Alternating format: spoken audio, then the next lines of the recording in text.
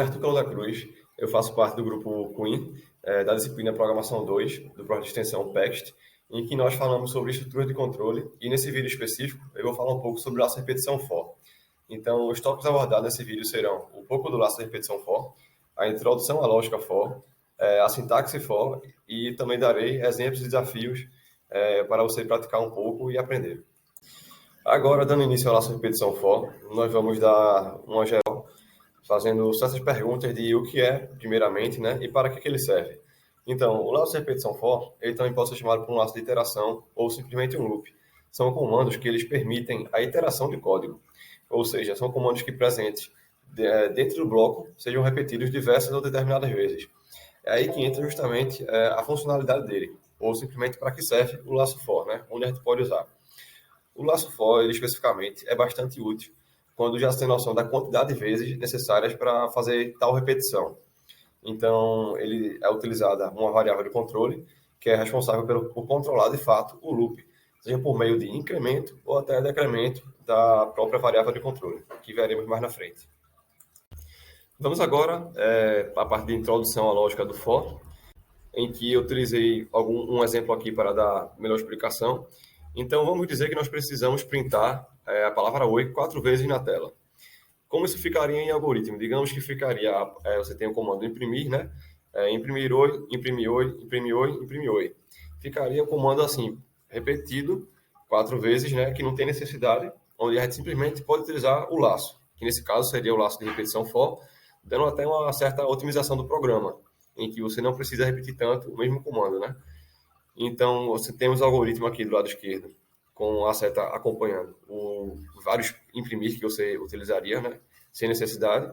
E ao lado direito temos o fluxograma do algoritmo, onde nós utilizaremos o laço de repetição for, em que a sua variável de controle, você pode ver que tem aqui do lado direito da bolinha repetindo a setinha, indo de 0 até 4, em que isso se repetirá 4 vezes. Então, enquanto a variável de controle ela for menor que 4, o comando vai repetir esse bloco de comandos que está dentro da estrutura do for, do laço. Então, simplesmente irá printar o oi 4 vezes. E assim que isso for não mais satisfeito, ele sai do laço e começa e imprime o fim, dando assim continuidade ao programa, né? O bloco de condições de comandos que está fora do laço. E partindo daí desse algoritmo para o fluxograma, inclusive em linguagem C, nós temos aí como é a diferença, em que tem o símbolo de estrutura de laço de controle, de laço de repetição, desculpe, em que tem a variável de controle, o i, inicializando em 0 e indo até enquanto ele for o final maior que 4. E o i incrementando mais. Só que esse mais a gente vai ver um exemplo lá no Hydra, no servidor do professor, para aplicar um exemplo do for, como a gente pode fazer de incremento ou até de decremento. Então, enquanto essa variável i, o seu incremento for menor que 4, sendo verdadeiro, ele vai imprimir a palavra oi.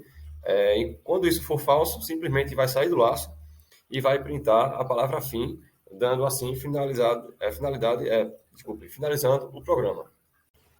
Partindo agora para a sintaxe do for, em que só uma explicação rápida para a gente começar a programar, que é uma sintaxe bem simples, certo? A estrutura do laço de repetição for é bem simples para a gente utilizar, vocês vão ver isso programando, em que você vai chamar o for e vai abrir parênteses para botar os parâmetros que é da estrutura, e os parâmetros são o valor inicial, como eu havia explicado antes, você tem um valor de início, onde você quer que inicie o seu laço, ponto e vírgula, a condição final, ou o valor de parada, e ponto e vírgula você tem a iteração, o que também pode ser o incremento ou até o decremento da variável de controle.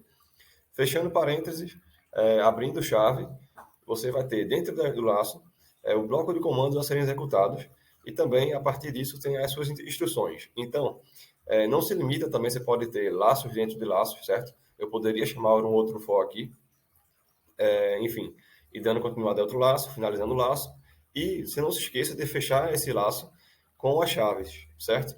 Então, o laço de repetição for, ele é muito simples, você pode utilizar ele dando inputs na própria variável de controle, como nós iremos ver exemplos lá no servidor programando, ou inclusive inputs dentro do bloco de comandos que vai ser executado no laço. Então vamos lá programar um pouquinho. Então, pessoal, vamos começar aqui nossa parte prática, né, programando um pouquinho.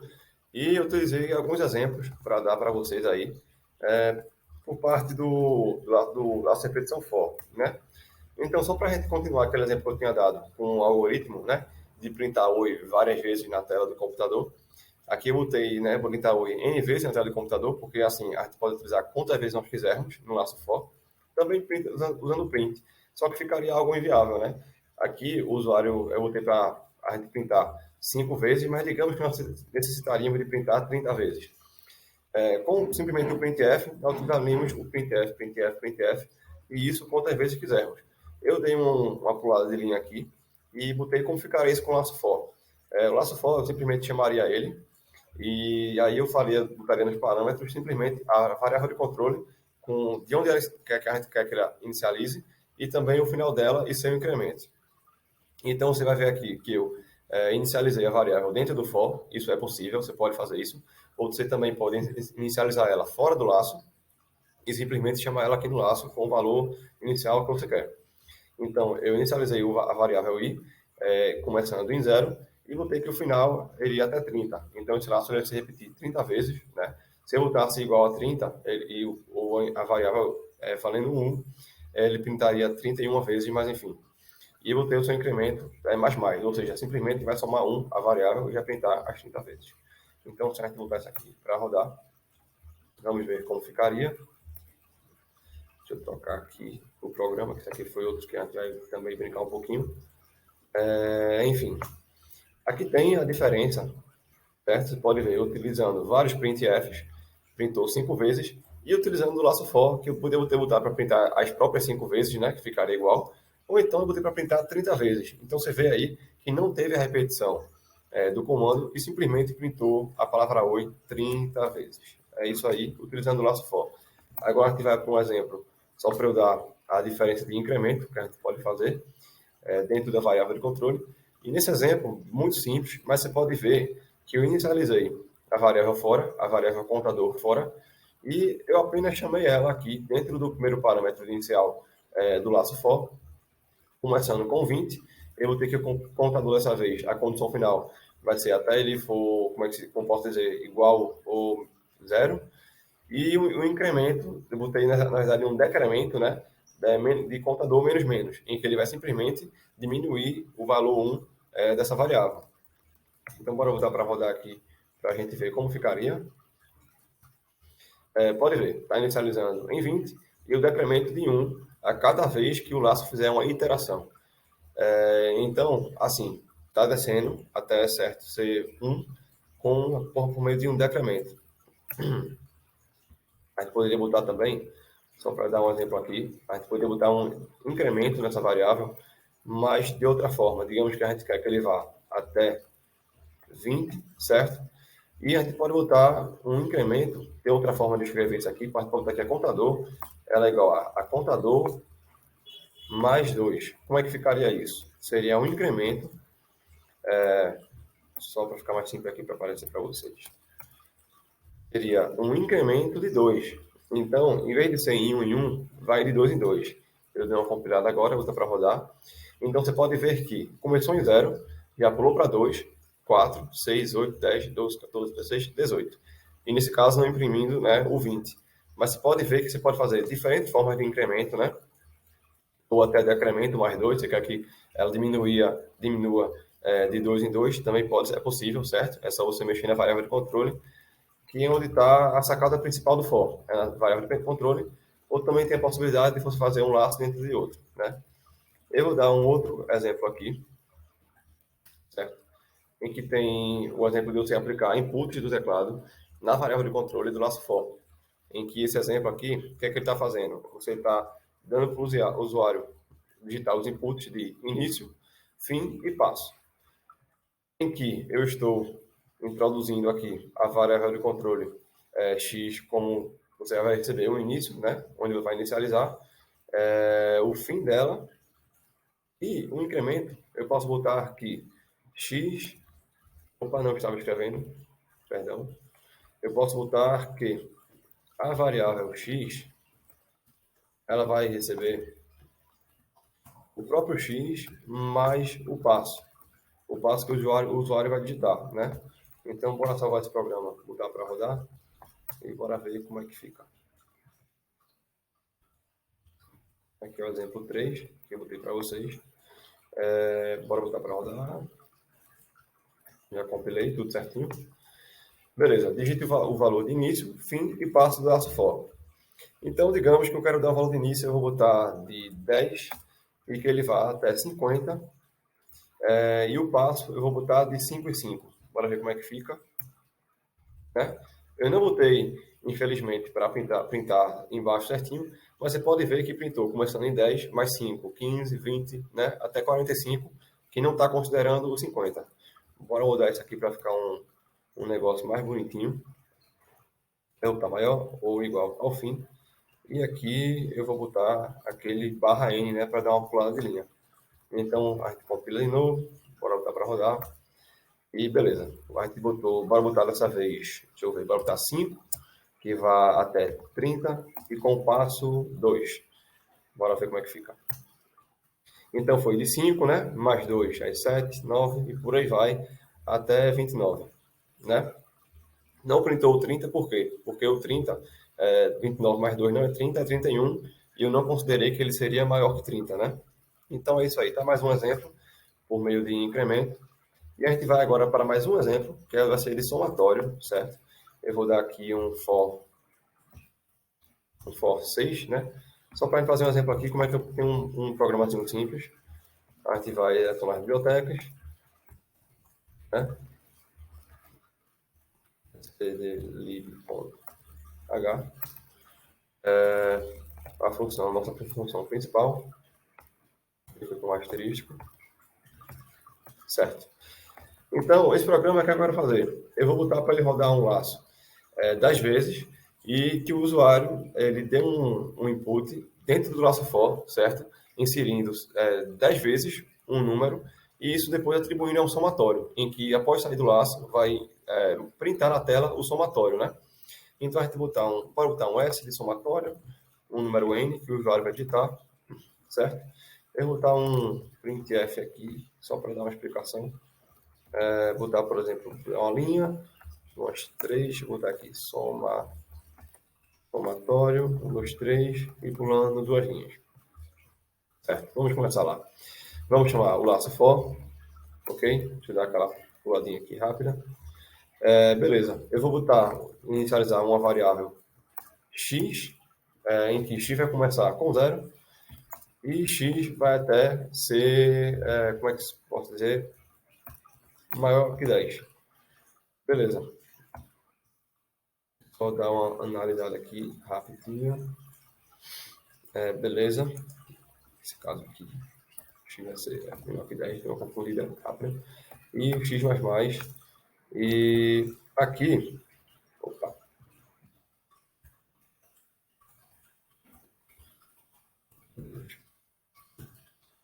beleza. Aqui, a gente vai botar para o usuário digitar as 10 vezes aquele número N que a gente quer. Então, eu vou botar aqui, adicione um número inteiro num somatório. Beleza. Eu vou para mostrar aqui na tela rapidinho qual é o número que está no somatório, né? Se a gente quer que ele incremente, a gente vai precisar saber qual é o número. Então, deixa eu dar uma vírgula aqui e botar que aqui vai ser o i, desculpa, vai ser o x, x mais 1. Que nisso a gente vai saber em que número que vai estar no somatório, né? E aqui para chamar, eu vou botar que vai ser o somatório, vai ser ele mesmo, né? É uma forma diferente de se chamar, com n. Beleza. Nisso, o que vai estar acontecendo? Vai fazer uma iteração e vai botar adicione um número inteiro no somatório, certo? Mas aqui, eu só esqueci uma coisinha, que foi a gente botar, a gente ler o somatório, né? O n, na verdade. Eu botei para printar o somatório, mas eu não botei para a gente ler esse número que o usuário está digitando. Então, a gente bota aqui 1% i, né? Bota o i comercial e vai ler a variável n, certo? Após isso, nós podemos printar aqui o resultado, né? Resultado. Deixa eu pular umas linhas aqui só para a gente ver como é que ficaria. E o resultado desse somatório vai ser o quê? Eu vou botar por cento i. Eu vou pular duas linhas aqui, só para ficar melhor de visualizar. E eu vou botar a variável S, né, que é justamente a de somatório. E eu esqueci do return zero para finalizar o programa. E é isso. Vamos compilar o programa aqui. GCC for 6.c menos o for 6.x. ST. Simplesmente esqueci aqui a biblioteca, escrevi errado, mas tudo bem. Faz parte. Vamos continuar agora. Dar uma limpada só para a gente ver como é que ficaria o programa e botar para rodar. Vamos lá. Ok. Somatório. Adicione um número inteiro no somatório. Eu vou botar aqui, pode estar com 10 números uns, né? 1. Vamos ver como ficaria. Resultado 10. Então, assim, você viu que tem o incremento da variável de controle e também tem o incremento do somatório dentro do laço for, né? Então, se você está números aleatórios aqui, 56, 34, 33, enfim, e por aí vai, 1 em 1, ele vai mostrar de todo jeito, deu 150 certinho, vai mostrar o somatório no final do programa. E é isso aí que eu tinha mostrar para vocês hoje nesse programa. E agora a gente vai para a parte de desafios. Então, agora eu já mostrei para vocês aí vários exemplos, né? Como a gente poderia utilizar o for, como a gente poderia utilizar a variável de controle, mexer nisso, questão de inputs do usuário, utilizando input do usuário dentro da variável de controle, ou até própria dentro do laço for. Então, estou lançando aí um desafio, certo? Utilize o tempo que você precisar para resolver e posteriormente eu vim aqui com vocês dar uma solução, né? Lembre-se que não só tem essa solução, você pode fazer da sua lógica, você vai dando certo, saindo aquele resultado certinho. Não depende só daquela solução. E bora lá. O desafio é, faça um programa que defina um número secreto entre 1 e 5 e dê ao usuário de 3 tentativas. Caso acerte, parabenize-o. Caso não, mais sorte na próxima vez. Então é o seguinte, você já vai definir um número secreto, certo? Entre 1 e 5. E você vai dar aí ao usuário 3 chances, né? Para ele acertar ou não, isso tudo utilizando o laço for, certo? Talvez necessite utilizar também outra estrutura de controle que você aprendeu nos vídeos anteriores. E é isso aí, pessoal. Boa sorte. Daqui a pouco eu venho para dar a solução aí do desafio.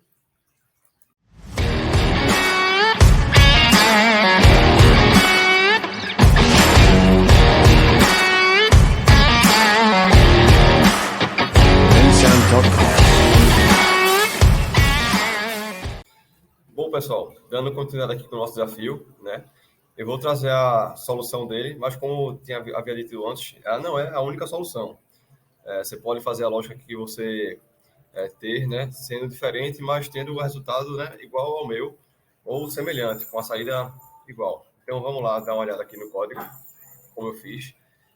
Então, eu fiz um comentário aqui breve, que é um exemplo aplicando inputs, né, com repetição definida dentro do nosso for. E ainda que a gente vai utilizar a estrutura condicionais if, que vocês aprenderam na primeira aula. É um pouco uma prévia também de condições de parada, né? Utilizando o break, que vocês vão ver na próxima aula do nosso grupo.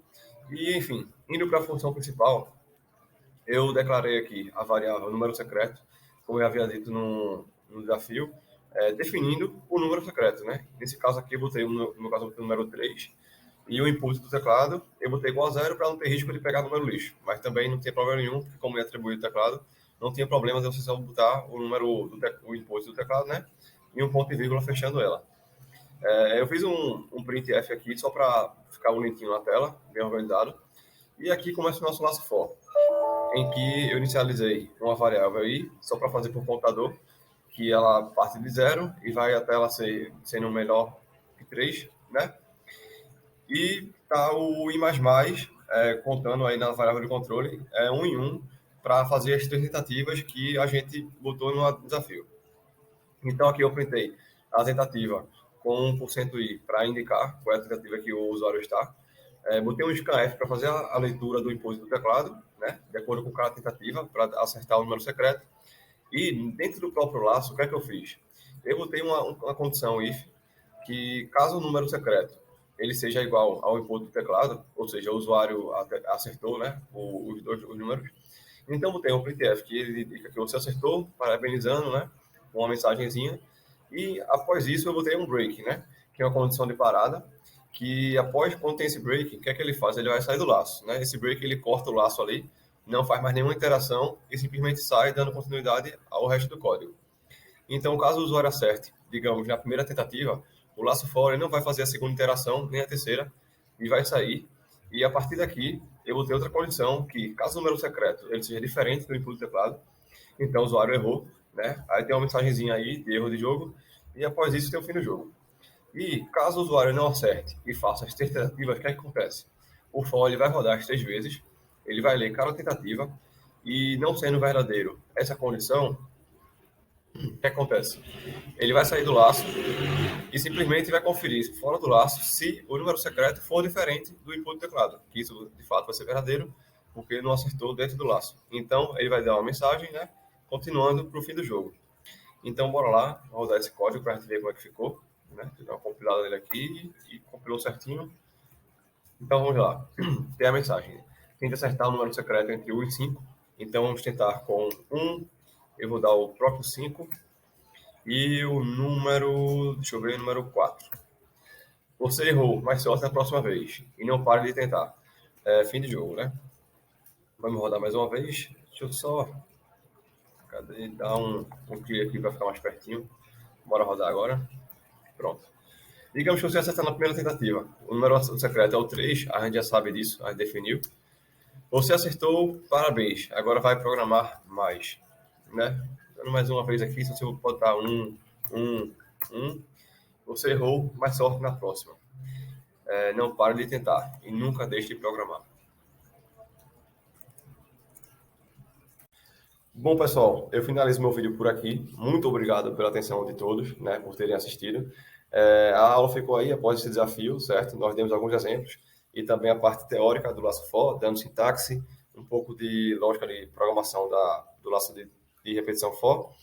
E eu queria recomendar aqui, certo, vocês assistirem vídeos sobre programação disponível no canal do nosso professor, né, que é no YouTube, Dr. Bacon. E simplesmente tire a ideia do papel, não só se aprende a programar programando, certo? Coloque a mão na massa de verdade e programe como nunca. Fazendo seus próprios programas, certo? Dentro dos exemplos que eu dei, você pode alterar o que você quiser, né? Você pode fazer exemplos de decremento, de input do usuário, tanto na variável de controle quanto dentro do laço. Você pode fazer um laço de condição de repetição alinhado, que é um laço for dentro de outro. E é isso. É assim que se aprende, é programando e botando a mão na massa. Uma boa sorte a todos e muito obrigado pela atenção.